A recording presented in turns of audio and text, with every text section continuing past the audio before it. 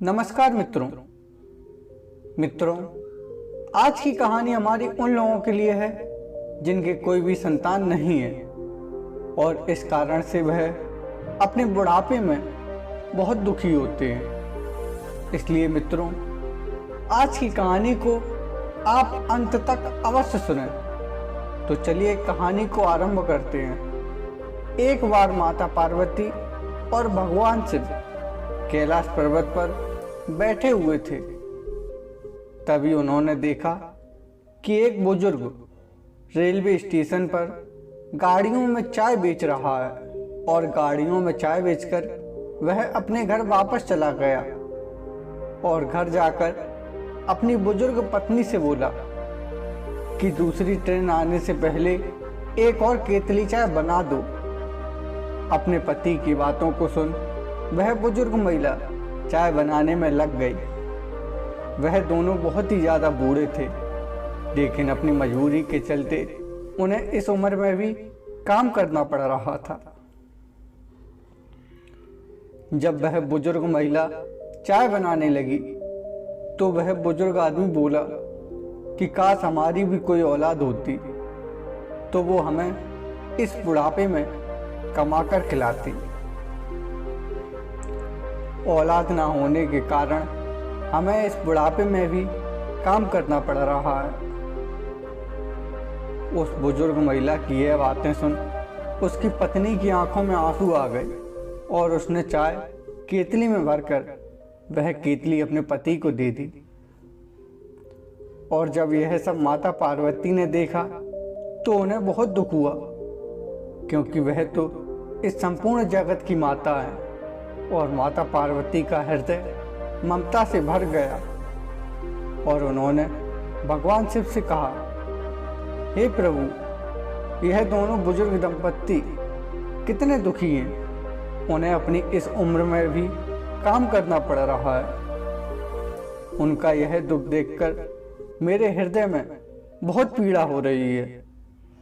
अगर उनके कोई औलाद होती तो वह अपने बुजुर्ग माता पिता को कमा कर खिलाती और उन्हें अपनी इस उम्र में काम ना करना पड़ता। माता पार्वती के हृदय में उठ रही इस पीड़ा को देखते हुए भगवान शिव ने कहा, हे देवी, किसी भी मनुष्य के साथ घट रही अधूरी घटना को देखकर किसी निष्कर्ष पर नहीं पहुंचा जा सकता है। इसलिए अभी आगे घटित होने वाली घटना को ध्यान से देखो।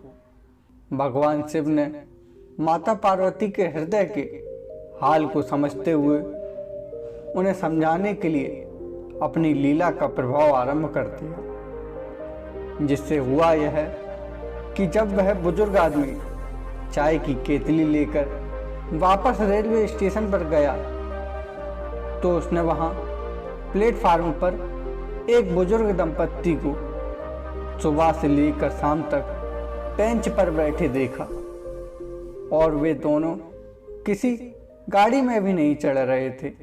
तब वह चाय वाला बुजुर्ग उन दोनों के पास गया और उनसे पूछने लगा कि आपको कौन सी गाड़ी से जाना है। मैं आपको बता दूंगा कि आपकी गाड़ी कब और कहां आएगी।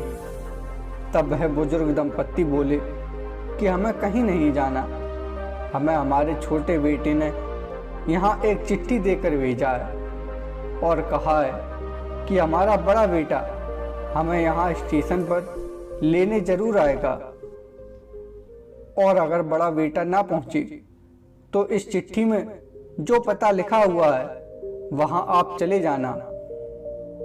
अब हमें तो पढ़ना लिखना आता नहीं है, आप हमें बस ये चिट्ठी पढ़कर ये बताते हैं कि इसमें कहाँ का पता लिखा हुआ है, ताकि हम लोग अपने बड़े बेटे के पास पहुंच जाएं। इतना कहने पर जब चाय वाले बुजुर्ग ने उस चिट्ठी को पढ़ा तो वो वहीं जमीन पर गिर पड़े, क्योंकि उस चिट्ठी में लिखा था कि ये मेरे माता पिता हैं। जो इस चिट्ठी को पढ़े वो इनको पास के ही किसी वृद्धाश्रम में छोड़ आए। चाय वाले ने सोचा कि मैं बे-औलाद हूँ और इस बुढ़ापे में काम कर रहा हूँ, और मैं सोच रहा था कि अगर मेरे कोई औलाद होती तो मुझे अपनी इस उम्र में काम ना करना पड़ता। लेकिन इस बुजुर्ग दंपत्ति के 2 बेटे हैं, पर कोई भी बेटा इनको अपने पास रखने के लिए तैयार नहीं है।